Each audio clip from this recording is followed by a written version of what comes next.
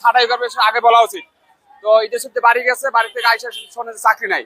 তো মালিকেরও উচিত ছিল যে আগেই তাদেরকে জানাই দেওয়া যে তোমাদের চাকরি নাই আর তোমাদের পাওনা দিয়ে আমরা পরিশোধ করে দেবো, কিন্তু দেয় নাই। তো এইরকম আর কি শ্রমিক হারানি চলতেছে, যা আসলে আসলে কাম্য না। কারণ এই গার্মেন্টস কাজ চলেই হলো শ্রমিকের মানে শ্রম দিয়া। সেখানে যদি মনে করেন এইভাবে বিনা অনুমতিতে বা বিনা কারণে ছাড়াই করে, সেটা আসলে মেনে নেওয়া যায় না। আমরা ঈদ খাইবার গেছি, আমগর মিটিং এর মাধ্যমে বলে দিত যে তোমার চাকরি এই অফিসে কাজ নাই, তোমরা আইসো না, তাহলে আমরা দেশের বাড়িতে নাইতাম না।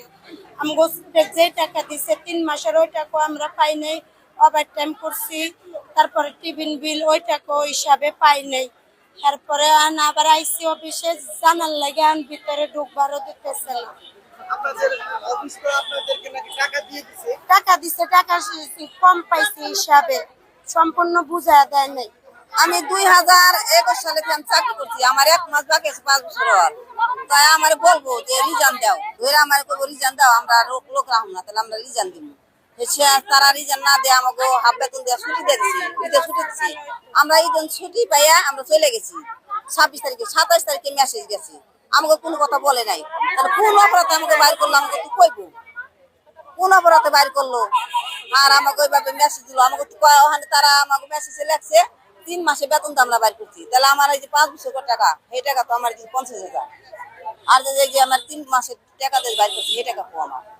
নাই টিফিন বিল রয়েছে, তারপরে ওভার টাইম রয়েছে। আমাকে রানিং মাসের বেতনে ফোন দেয় না, আমাকে 11 মাস চাকরি বয়স, এই 12 মাসে পড়ছে। হুট করে বন্ধের আগে 3 মাসে দিছে, রানিং মাসের স্যালারি আমরা পাইনি। আমাদের কথা হলো যারা কোম্পানির সাথে যদি কাউকে বের করা লাগে, তাহলে তার চাকরি বয়স 2 মাস হয়, তাও আমরা 3 মাস 13 দিন স্যালারি দিয়ে কোম্পানি আমাদেরকে বের করবে। এখন এই যে কোম্পানি আমাদের আমার 1 বছর পূর্ণ হয় নাই, যাদের 1 বছর পূর্ণ হয়েছে তাদেরকে নাকি কোম্পানি 3 মাসের 13 দিনের স্যালারি দিচ্ছে, অথচ হিসাব করে দেখা যায় তাদের 1.5 মাসের স্যালারি হয় নাই হিসাবে দেখা যায়। আর আমার চাকরি বয়স 1 বছর পুরোতে 15 দিন বাকি ছিল, এখন আর 9 দিন বাকি আছে। 15 তারিখে আমার 1 বছর পূর্ণ হবে। এখন কোম্পানি আমার বের করে দিল, আমার কথা কোম্পানি আমার বের করে দিচ্ছে, তাহলে আমার 3 মাস 13 দিনের স্যালারি আমার দিয়ে আমার বের করে কোম্পানি আমার 3 মাস 13 দিন আমার রানিং মাসে স্যালারি দিচ্ছে, এটা দিয়ে বের করে দিচ্ছে। এটা কোন নিয়ম না স্যার? আমরা 1,30,000 টাকা কিস্তি